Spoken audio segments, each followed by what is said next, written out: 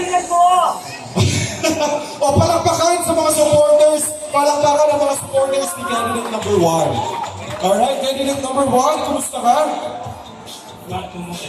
Mabuti naman. Huwag kang nabahala! Mga supporters na. Your name is Jex. Jex. Ayan. Jex, ano ang iyong mga ginawang preparasyon para sa hapong ito? Wala pang napagandaan. Kung ano lang, natural resources, yun na yun. Lapat na. Dito na, di ba? Ano naman sa tingin mo ang lamang mo sa ibang candidates? Wapo na kansa! Ito talaga kaganyan. Pero pag nilalapitan mo, hindi nagsasalita. Okay, ano ang iyong edge sa ibang candidates? Yung kagapuhan doon na.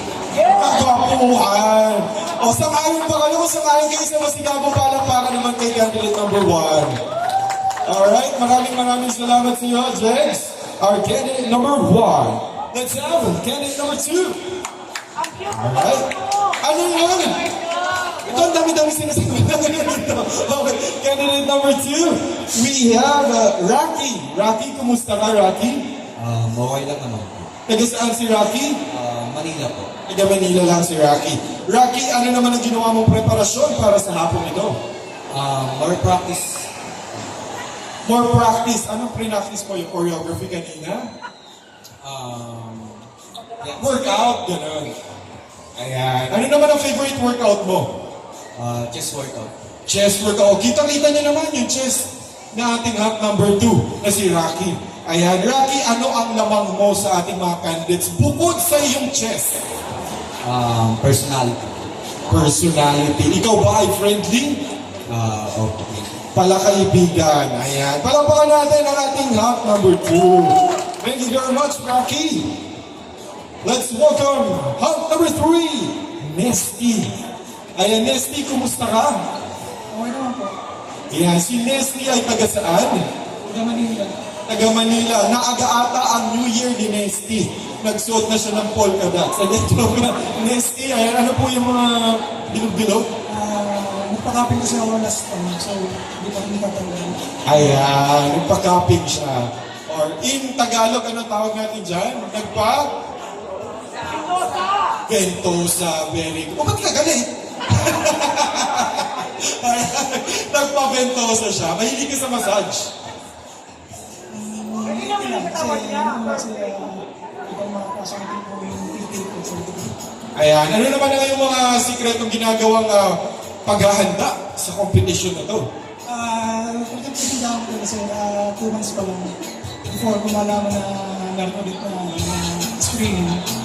Back to gym world time. Ayun, nag-gym lang si candidate number 3. Thank you very much, hot number 3, Nesty Serrano. Now let's have hot number 4, Adrian Garcia. Adrian, kumusta ka na, Adrian?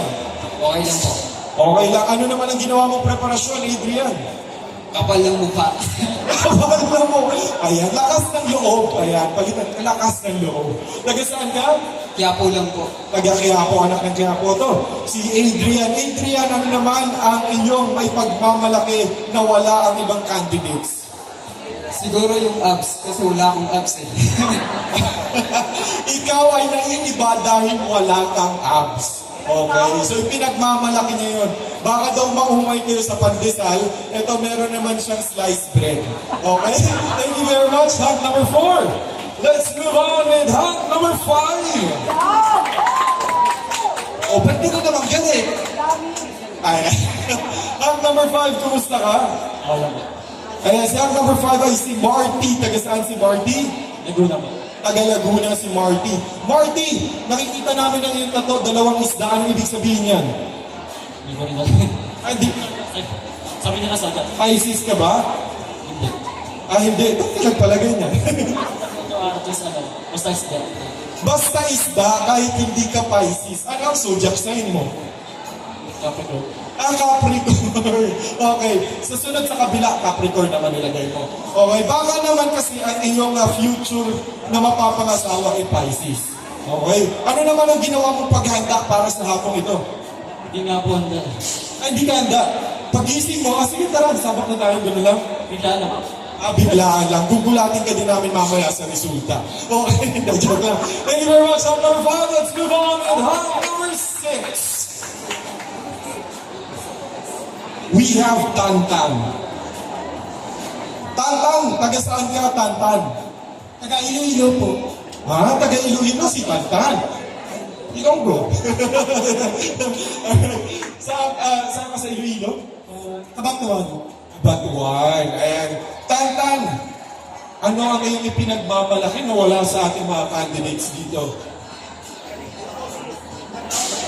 At tinignan niya talaga kung ano yun. Ano yun?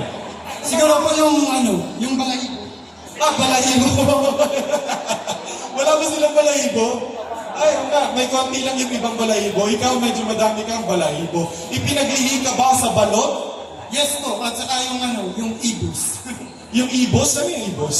yung kakanin ba? Yung binalot na sticky rice. Yun o, ano? O, palakpakan natin ang ating half from Iloilo. Ito yung tanong ko sa'yo. Ano ang ginawa mong preparasyon para sa gabing ito? Ay wala po, on the spot po. Ay, on the spot ka din. Ayan, hindi naman halata na on the spot yung ginawa mo ito. At ipinagmamalaki ka namin dahil galing ka pa ng Iloilo. Okay, mabuhay ka, Tantan! Thank you very much, Tantan!